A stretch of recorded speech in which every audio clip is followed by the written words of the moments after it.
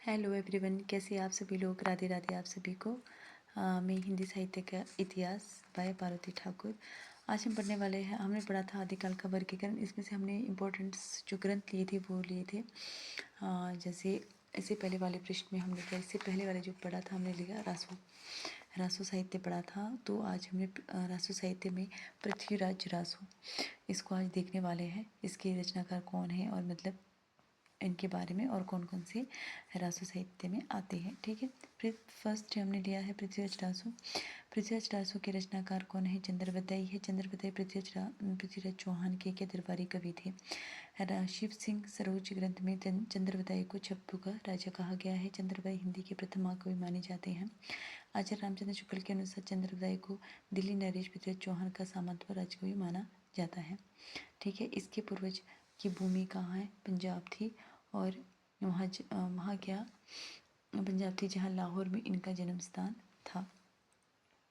ठीक है, आचार्य रामचंद्र शुक्ल के अनुसार पृथ्वीराज रासो हिंदी का प्रमुख महाकाव्य है। इसमें कितने हैं? 250,000।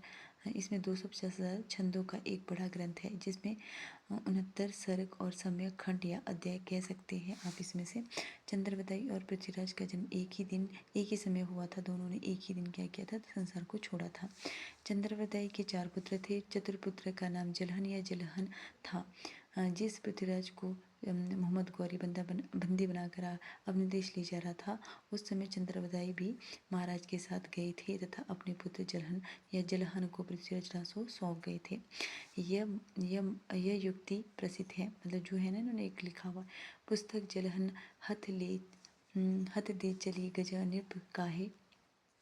कहा जाता है कि जलहन ने ही चंद्रवदाई के अधूरी महाकाव्य को पूरा किया था। पृथ्वीराज रासो के संस्करण है।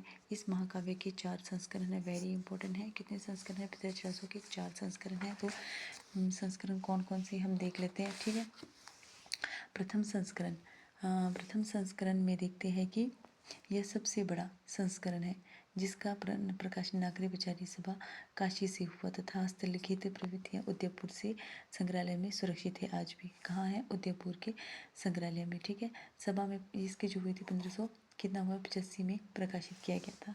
ठीक है, और क्या इस संस्करण में कितने 69 समय सर के खंड है। आचार्य रामचंद्र शुक्ल ने पृथ्वीराज रासो में कितने 2,500 पृष्ठों का एक बड़ा ग्रंथ माना है। दूसरा खंड है इसमें क्या है? 7,000 छंद है। इसमें प्रकाशन जो है अभी तक नहीं हुआ। तीसरा संस्करण यह एक लघु संस्करण जिसमें 3500 छंदों का है। इसमें केवल 19 समय है। चौथा संस्करण यह सबसे छोटा संस्करण है। इसमें केवल 1300 छंद है। चौथा संस्करण को डॉक्टर दशरथ शर्मा आदि कुछ विद्वान ही मूल मानते हैं। प्रमाणिकता देखिए, पृथ्वीराज रासो की प्रमाणिकता के बारे में विवाद है। हिंदी साहित्य के इतिहास में विवाद है। यह ग्रंथ सर्वाधिक विवाद से है। क्या है प्रमाणिकता? जिसे पूर्ण प्रभावित किसने माना है? डॉक्टर श्याम सुंदर दास ने माना है, मिश्र बंधु ने माना है, मोहनलाल विष्णु कन्नडा ने माना है और इन्होंने माना है। ठीक है, इन्होंने क्या पूर्ण प्रमाणिक माना है। और कौन सी है जिन्होंने क्या माना है? इत्यादि विद्वानों ने क्या माना है कि पृथ्वीराज रासो का जो संस्करण है वो क्या है? प्रकाशित कहाँ से हुआ? जो संस्करण हुआ है पृथ्वीराज रासो का संस्करण सभा में प्रकाशित हुआ वही प्रमाणित है। पूर्णतः अप्रमाणित कौन कौन? आचार्य रामचंद्र अप्रमाणित मानते हैं।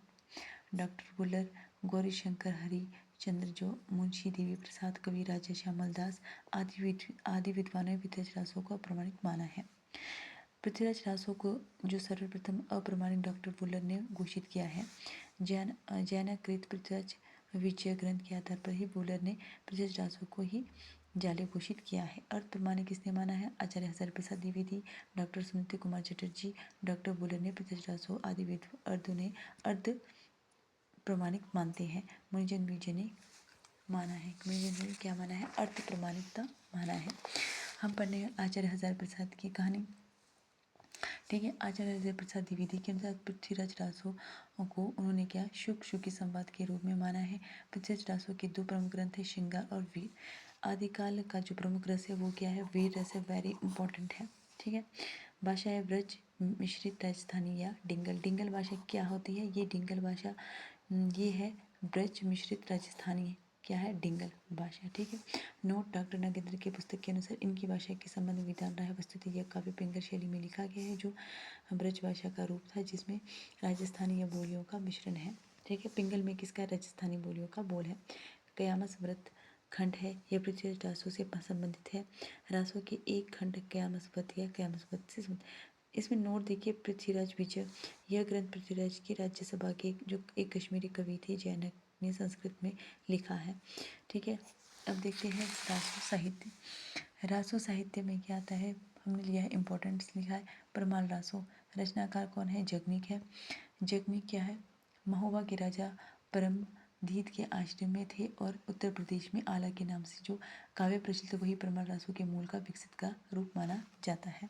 ठीक है, यह रासो लोकगेय काव्य है। इस काव्य में आला या उदल दो वीर सरदारों की वीरता की लड़ाइयों को दिखाया गया है। किसमें, परमाल रासो में। परमाल रासो का रचनाकाल 13वीं सदी का माना जाता है। आला खंड है 1865 है, नाम से फर्रुखाबाद से। तत्कालीन कलेक्टर मिस्टर चार्ल्स इलियट ने सर्वप्रथम इसका प्रकाशन करवाया था। किसने, चार्ल्स इलियट ने, जिसके अनुसार डॉक्टर श्याम सुंदर दास ने परमाल रासो का मूल पाठ निर्धारित किया। ठीक है, और उसे नागरी काशी सभा से प्रकाशित करवाया। आचार्य रामचंद्र शुक्ल का मत है, जगनी के काव्य का आज तक तो कहीं पता नहीं चला। उनके आधार पर प्रचलित गीत भाषा प्रांतों गांव गांव में सुनाई पड़ती है। यह गूंज मात्र है, मूल शब्द नहीं। ठीक है, ये वेरी इंपॉर्टेंट है। 12 मास ले कुकर जी और 13 लिए जी सियार, बरिस अवरन छत्री जी आगे जीवन को धिक्कार। ठीक है, यह गीत आला के नाम से प्रसिद्ध है। खुमान रासो की रचनाकार को त्रिपति विजय है। आचार्य रामचंद्र शुक्ल के अनुसार इसको 9वीं शताब्दी की रचना माना गया है, क्योंकि इसमें क्या लिखा है, इसमें 9वीं सदी के चित्तौड़ नरेश कुमार रासो की दो का चित्रण मिलता है। यह 5000 छंदों का विशाल ग्रंथ है। ठीक है, भाषा इसकी क्या है, राजस्थानी है। अब क्या है, विजयपाल रासो, रचनाकाल है नल्हर सिंह है। इसमें जो लड़ाइयाँ विजयपाल ने पंग राजा से की थी उसका वर्णन है। हमीर रासो, रचनाकार है शाणदर। इस भाषा अपभ्रंश है। अभी तक इसकी कोई प्रति जो इसकी प्रति है कोई भी उपलब्ध नहीं हो सकी है। ठीक है, नेक्स्ट है जयचंद्र प्रकाश। ठीक है, जयचंद्र प्रकाश भट्ट केदार है। इसके रचनाकार कौन है, भट्ट केदार है। इसका उल्लेख सिंध्याचल जो है सिंध्याच दयाल दास के राठौरी ख्यात में हुआ है, जो अभी तक उपलब्ध नहीं है। आचार्य रामचंद्र शुक्ल के अनुसार यह एक महाकाव्य है। इसमें महाराज जयचंद के प्रताप पराक्रम का वर्णन किया है। जयचंद्र के रचनाकार मधुकर कवि है। एक ग्रंथ कभी तो उपलब्ध नहीं हुआ है। यह एक महाकाव्य महाराज जयचंद के प्रताप की वर्णन है। इसमें है राठौर जो है जयचंद्र का राठौरी ख्यात से उल्लेखित है कि दयानंद ने उसी ग्रंथों के आधार पर कन्नौज तक का वृतांत किया है। वसंत विलास इस कृति के रचयिता कौन है, इस कृति के रचयिता का पता अभी तक नहीं चल सका है। इसके क्या है, इसके 84 दोहों में वसंत और स्त्रियों के उसकी विलासता पूरे प्रवाह को मनोहारी चित्रण किया गया है। ठीक है, तो ठीक है, आज हम कल पढ़ेंगे हम आदिकालीन हिंदी गद्य साहित्य में मतलब कि कौन कौन सी जो कृतियाँ हुई थी, जैसे कुलमाला कथा पढ़ेंगे, रावल बेल करेंगे, उक्ति व्यक्ति व्याकरण, दामोदर, ये सब कुछ। ठीक है, तो आज की वीडियो में इतना ही पढ़ते हैं। आपको अगर वीडियो पसंद आया तो लाइक करें, शेयर करें,